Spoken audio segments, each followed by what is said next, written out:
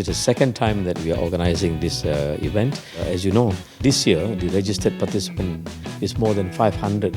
WIEF was really established to get people with the same values to come together, to look into how they can actually develop better products and solutions for the world. I think it's a good opportunity for them to touch base with not only their peers, but also, if you like, from some of the wider ecosystem. We have got some of the experts here who will be able to let them at least understand how to do business in the right way and to be successful business leaders in their own right. And this is where I would like to encourage the young to be. The concept of WIEF is to create opportunity for the basic level, for the small level, where job opportunities are better, where the drivers of the engine room are. And that has translated into the concept of IdeaLab.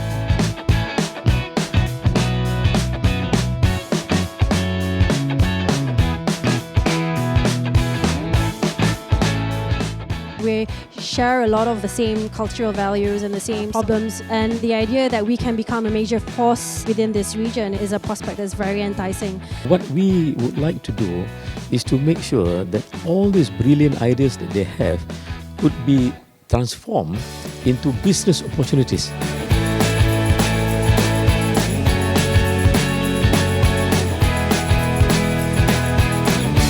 I might have a little idea, and someone else might have the ability of investing in that idea, or they might have some connections, some connectivity.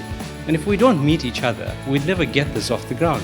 It also gives them an opportunity to see where things are developing, what the trends are. I know a lot of them are immersed in their own little world, and sometimes you need to take a step back and see events like this give them that opportunity to listen to some of the panel speakers and see what the different perspectives are.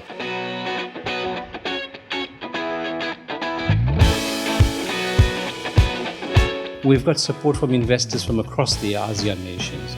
We have investors from New Zealand, from Japan, from the other ASEAN countries. So there's almost 11 countries that are represented here today. They can showcase what they've got, also look at the potential markets. They can look at and get hooked up with potential investors in terms of scaling up the business and going beyond what they have right now as far as market and also the crowd is concerned.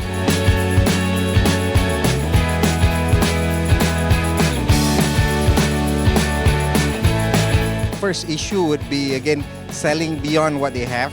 Second is finding the buyers for the ecosystem and breaking through into the government and also big GLCs. Generally, I think funding will be the critical thing for a lot of startups. Going through the fact that you have to go through hard work, you have to be able to fail. That's also another cultural issue on our end, where we don't see failure as a means of actually getting to the success. This is where they can come in to relate whatever problem that they have, so that they'll be able to interact with the parties concerned. Take advantage of events like this to also look and get a sense of what the market needs, get a sense of what is available out there, and get a sense of what other people are doing.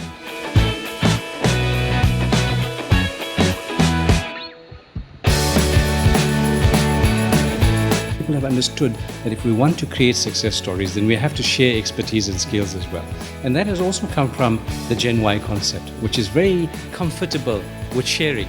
And if they want to learn, for example, we have got some of the experts here who will be able to let them at least understand how to do business in the right way and to be successful businessmen in their own right.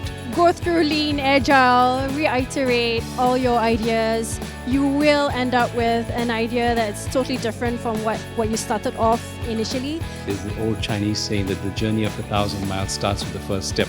You cannot sit and talk about the idea without taking the plunge.